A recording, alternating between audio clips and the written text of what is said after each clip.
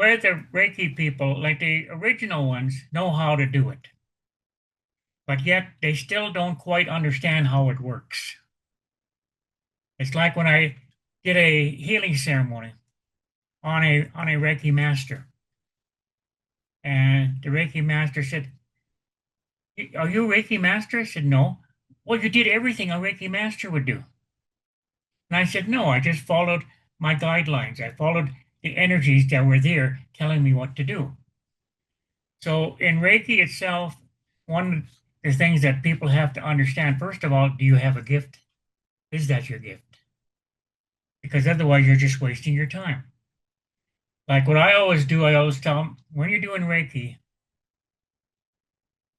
take sage in your and rub it in your hands.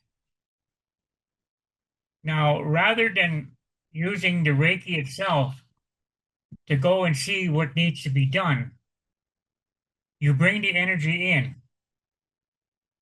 You bring your hands, bring it in.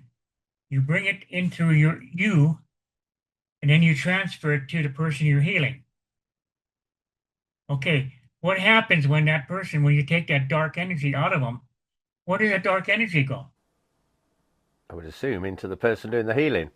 Yeah, it goes back into you, and then it goes up. But what happens if a lot of that stuff that you're pulling out of that person sticks with you? So, see, a lot of Reiki people don't understand that you're not supposed to bring the Reiki into the healing into yourself. That's why you put sage on your hand, and then you call the energy that will help that person heal. You bring it directly into that person, so it doesn't touch you. So when you come in, watch what the energies do. This is where you learn. The energy will show you exactly how to basically go into this person and show you the healing that is needed. But in reality, you're not doing the healing. The energy is doing the healing. So there's two things that happen. The healing can basically be done where Mother Earth pulls it out of you and it goes into the earth and gets purified. Or it takes it and it lifts it up and it goes back with the energy, and then the energy will deal with it. You don't deal with it, the energies deal with it. So when you put the sage on your hand, that protects you from getting any of the stuff, that dark stuff, out of the Reiki ceremony. I was doing at Broadmoor over in England. I was doing a talk and I was doing a lodge, and they were all Reiki, supposedly Reiki masters. Now, you know me, I have to put a little humor into it. So I was there talking to the group, and I said, "Who's the head Reiki person here?" And the guy raised his hand. I said, "Good, rake up those leaves." And he kind of looked at me and I said, "Why is it?" I said, "that I see dark energy in you."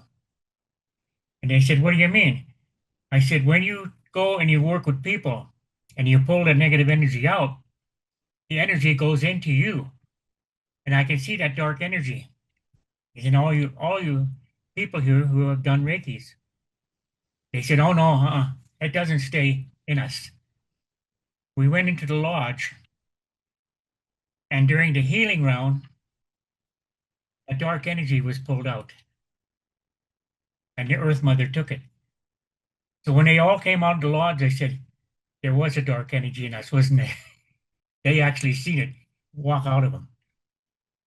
So again, you have to cleanse yourself when you do Reiki, but if you do it the other way, you don't have to, because you don't even touch the person. You don't bring that particular illness into yourself.